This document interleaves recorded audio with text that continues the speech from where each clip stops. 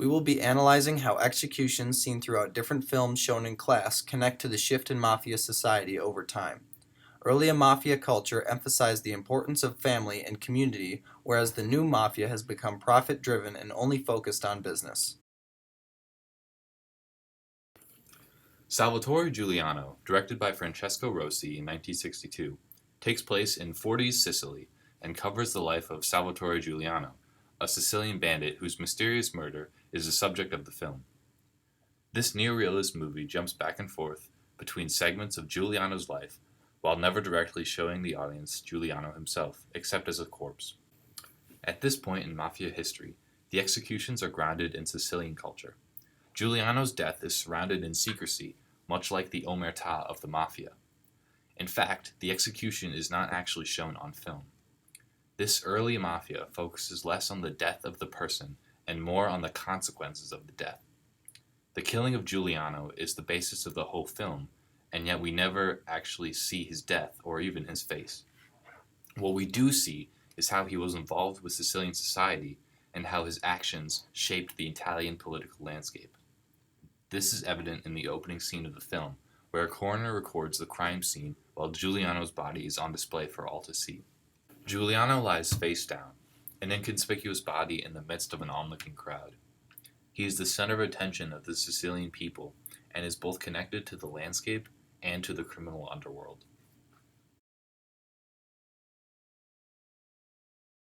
This film, directed in 1983 by Brian De Palma, follows the progression of a Cuban immigrant, Tony Montana, as he climbs the criminal underworld in pursuit of power. As he delves deeper into the mafia lifestyle, his lust for power drives him to kill his way to the top. Tony unknowingly loses his humanity as he succumbs to his greedy nature. Tony's executions are filled with passion, dominance, and cruelty. This shows the shift from a more classic mafia to the modern industrialized cutthroat business that we see today. This is evident in the scene where Tony executes Frank and Mel Bernstein in Frank's house. After a brutal escape from a couple of hired hitmen in a nightclub, Tony seeks his revenge against Frank, a classic mafia boss, and his accomplice Mel, a crooked cop.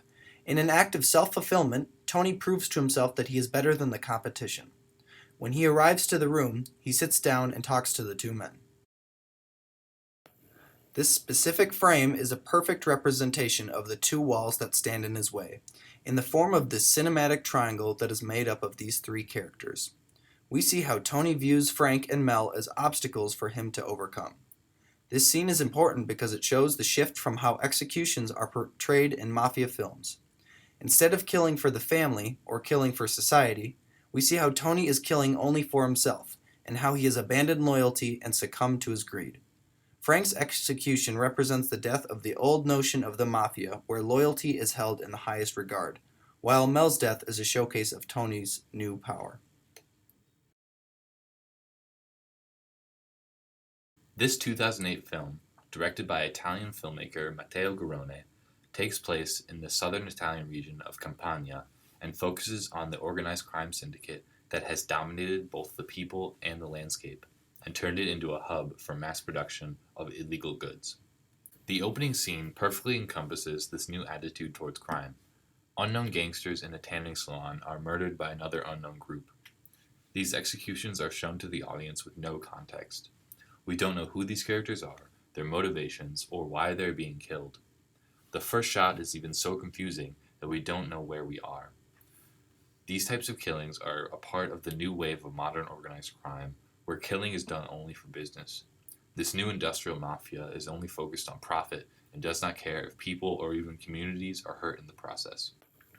This is evident in the scene where fat, nameless gangsters execute Marco and Sweet Pea, two young aspiring criminals, for simply interrupting the flow of business. The scene opens in a desolate beachfront where dilapidated shacks line the shore. Marco and Sweet Pea are lured into a trap and are immediately killed without emotion. This execution differs from our previous examples because their deaths happen without ceremony. The two killers run out from their hiding place and gun down the two boys as the camera pans up to not even show us their deaths. This cold way of killing is part of this new business-oriented society where even the youngest are killed in the name of profit.